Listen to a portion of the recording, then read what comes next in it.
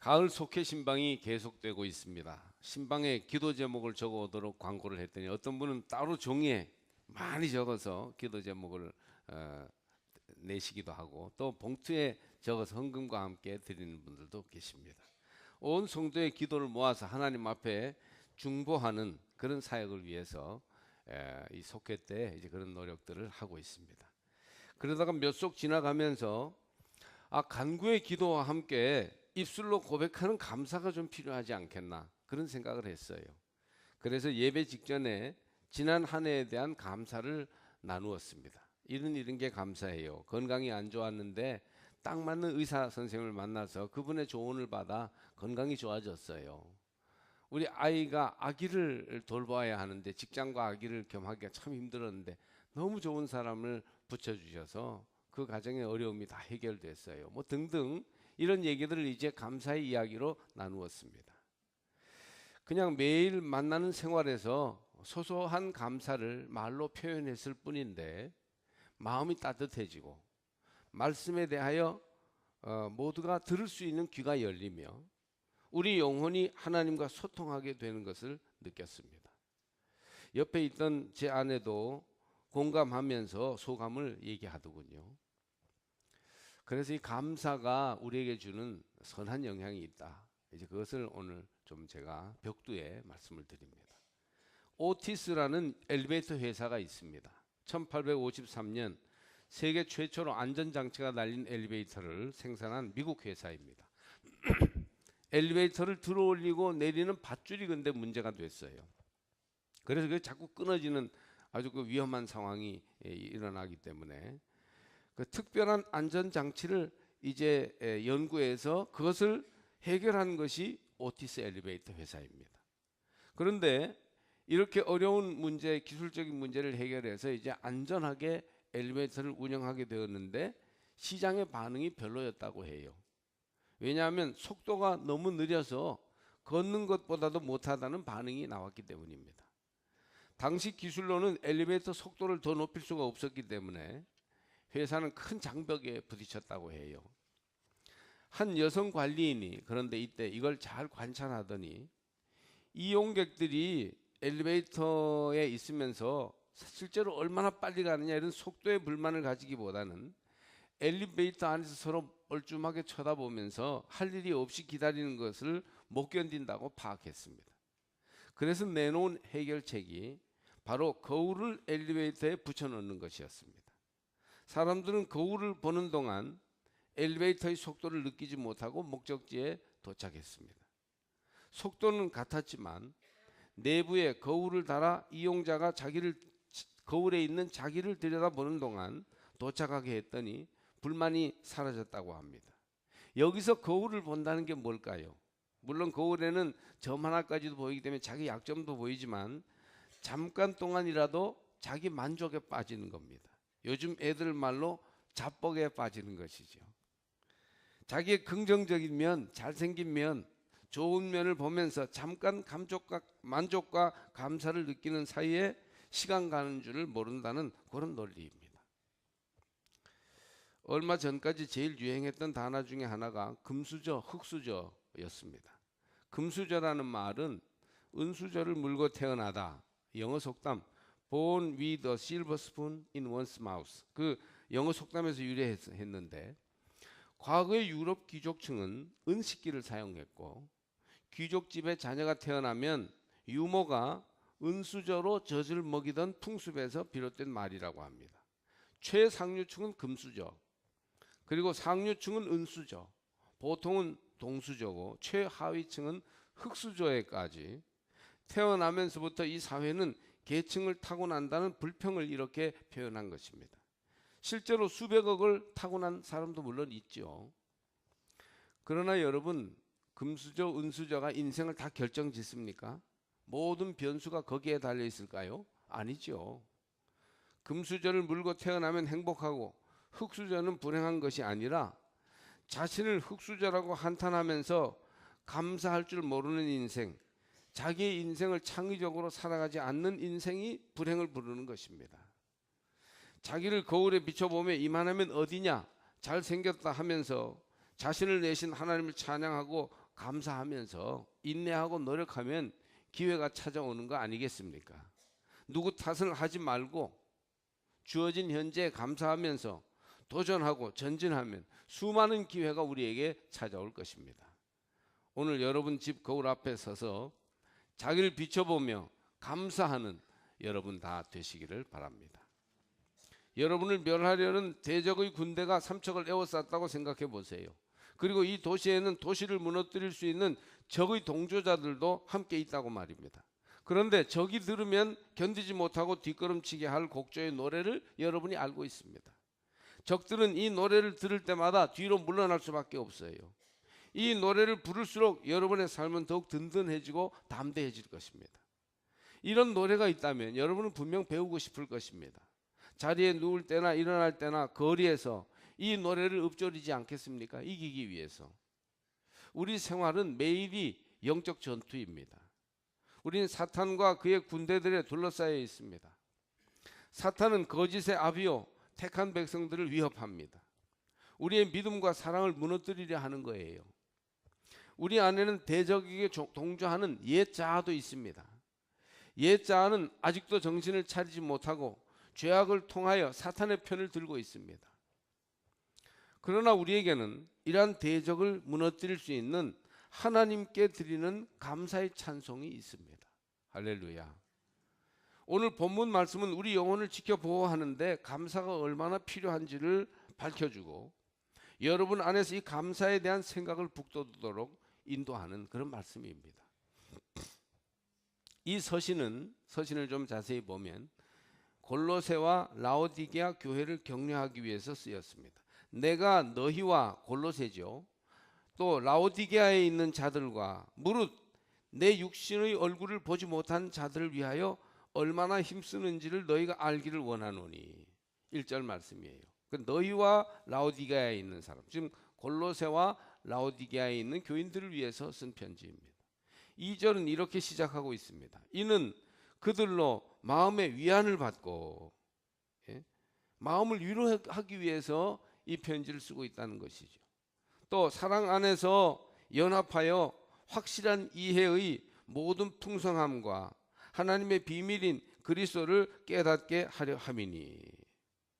그리고 4절을 보면 성도를 격려하기 원했던 바울의 원래 의도가 나타나는데 내가 이것을 말하면 아무도 교묘한 말로 너희를 속이지 못하게 하려 함이니. 바울의 관심은 성도들을 위로하고 격려하여 사랑과 확실한 이해에 이르게 하고 결국 속임수로부터 지켜내려는 것입니다. 우리를 속여서 악한 타락된 삶을 살게 하는 그런 마귀의 역사에 대해서 사랑과 바른 이해에 근거하여 올바른 위로를 누릴 수 있도록 하기 위해서 이 편지를 썼다, 그런 얘기입니다. 누군가 골로새와 라오디게아 두 도시에 있는 성도들을 거짓으로 인도하려 했습니다. 그들의 영혼을 파멸시키려는 것입니다. 그때 바울은 어떠했습니까? 우선 그들을 위해 자신이 애쓴 일을 언급함으로써 마음과 마음이 연합하게 해요. 아, 바울이 우리를 위해서 많이 애썼구나, 이걸 이제 알게 한 것이죠. 이러한 사랑의 연합을 기초로 그들은 하나님에 대한 확실한 이해에 이르며 이 사랑과 이해는 성도를 굳건한 믿음 위에 서게 한다는 것이에요. 결국 사람이 마음이 이해가 되고 아, 이래서 이랬구나 하는 걸 알게 되면 굳건한 연합이 이루어지게 되는 것이죠. 결국 거짓 가르침에서 스스로를 지켜내기 위해서는 이런 사랑의 연합을 기초로 확실한 이해에 이르고 그리고 굳건한 믿음에 설 때 가능한 것이죠.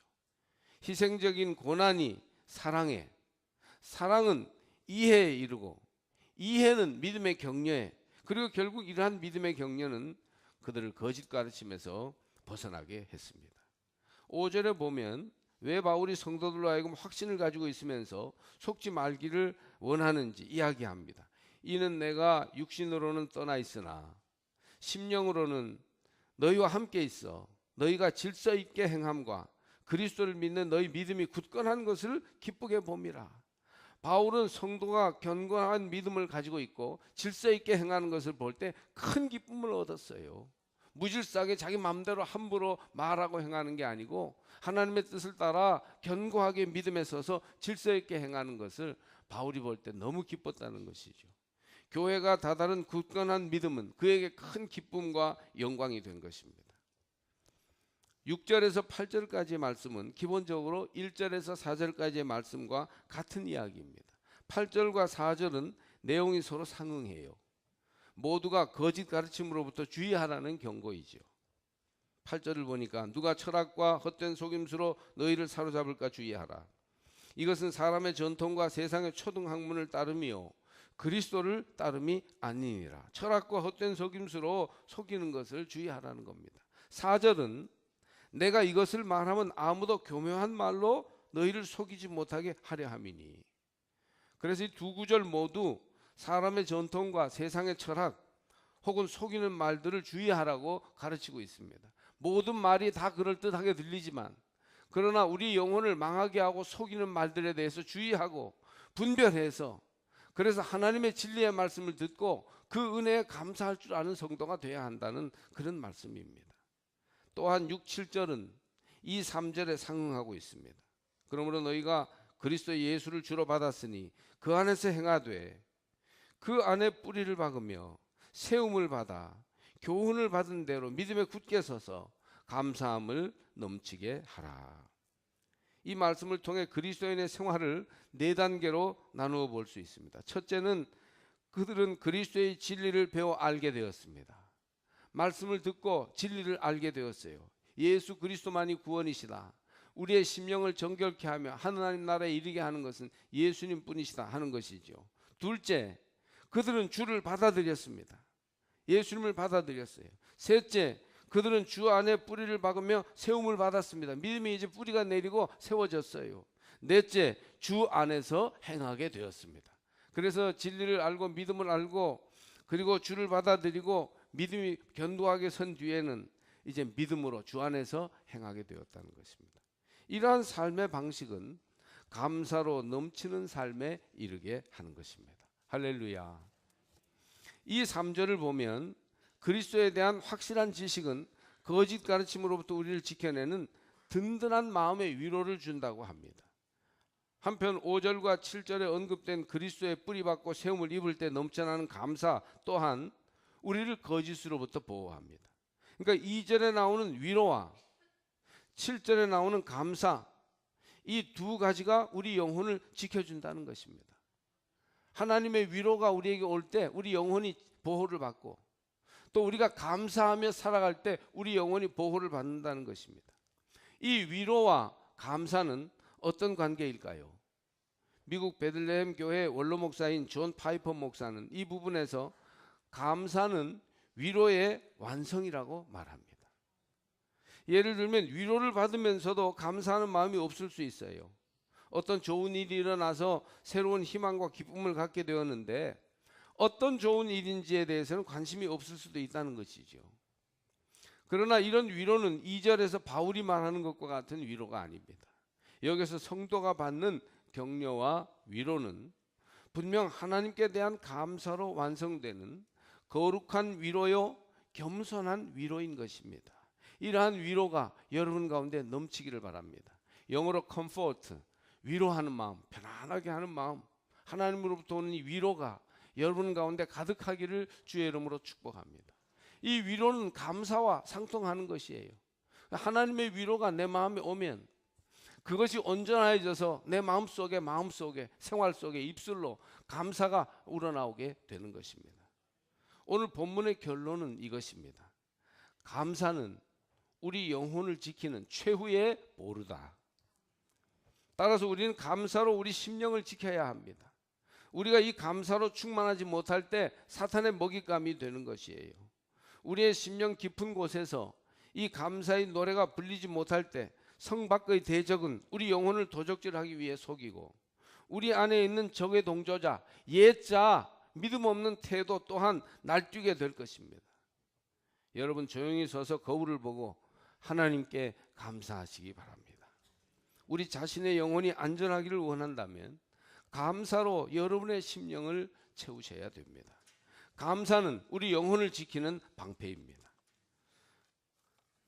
이렇게 감사함으로 우리 영혼을 지키고 믿음으로 바르게 서갈 수 있다는 것을 이 가을에 꼭 기억하시기를 주의 이름으로 권면합니다.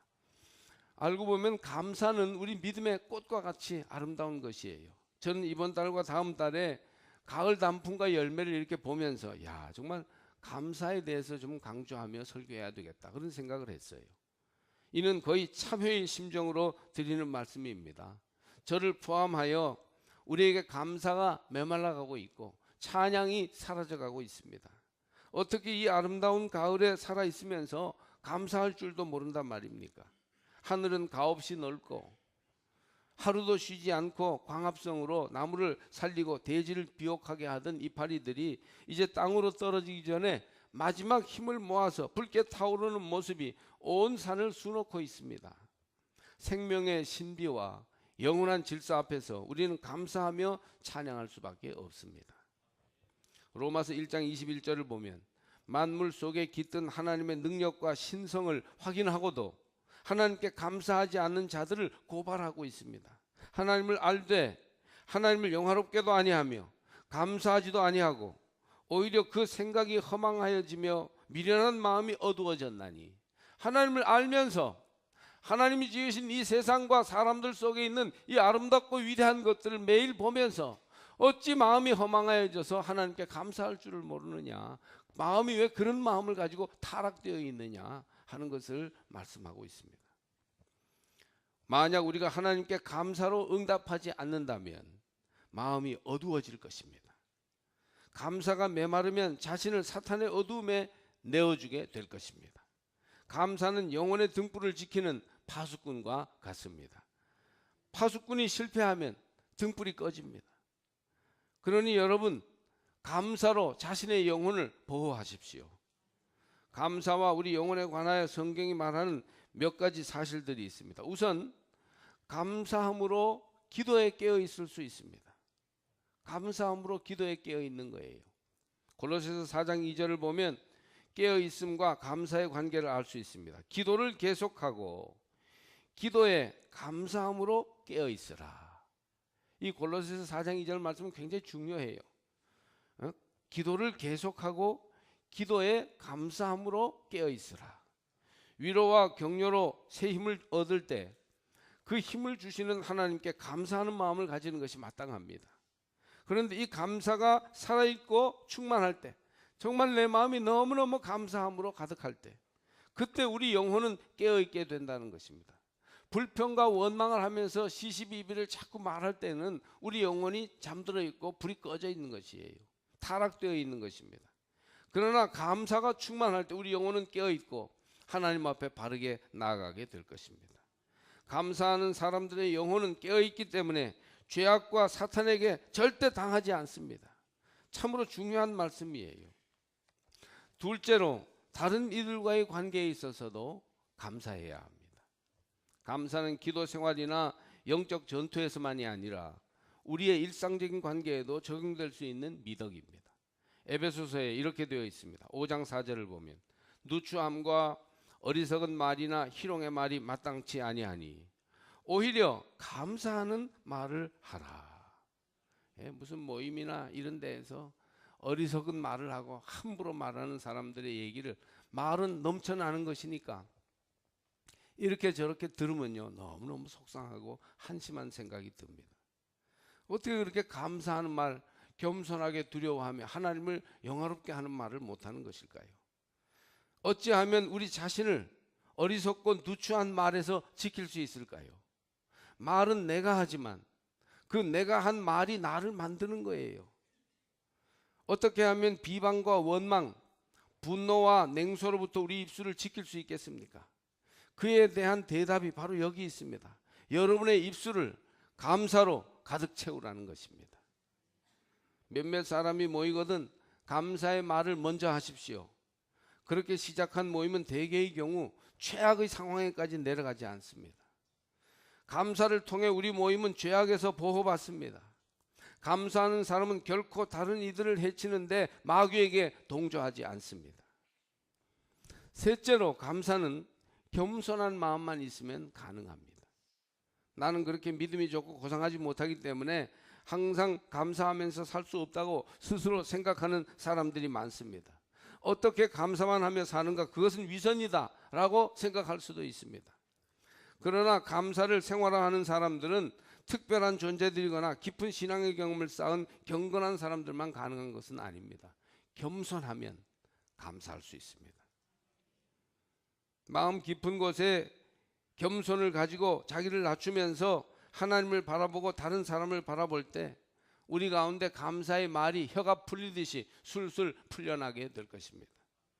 똑똑하고 경건한 그리스도인이나 오랜 신앙의 경험을 가진 사람들, 신학생들, 목회자들이 감사하는 게 아니에요. 겸손한 사람들이 감사하며, 겸손한 사람들이 자기 영혼을 지키며, 그럴 때 하나님의 은혜가 우리의 삶에 강같이 흐르게 될 것입니다. 아직도 스스로 입술에 감사의 말이 담기지 않는다고 생각하십니까? 오늘 이후에 친구를 만난다면 여러분 눈을 똑바로 쳐다보면서 감사하다고 한번 말해보세요. 너 때문에 하나님께 정말 감사해. 곧 분위기는 달라지고 둘 사이가 발전할 것입니다. 어떤 고상한 수준이 필요한 것이 아닙니다. 겸손한 마음 하나면 됩니다. 감사가 영혼의 파수꾼입니다.